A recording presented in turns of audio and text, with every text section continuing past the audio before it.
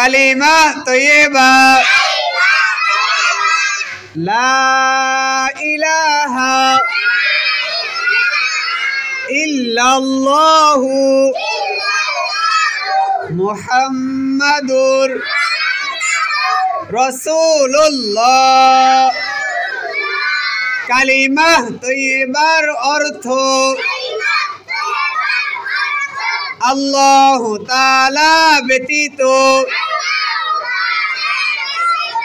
ইবাদতের উপযুক্ত আর কোনো মাবুদ নাই। হযরত মুহাম্মদ মুস্তাফা সাল্লাল্লাহু আলাইহি ওয়াসাল্লাম আল্লাহ তাআলার রাসূল।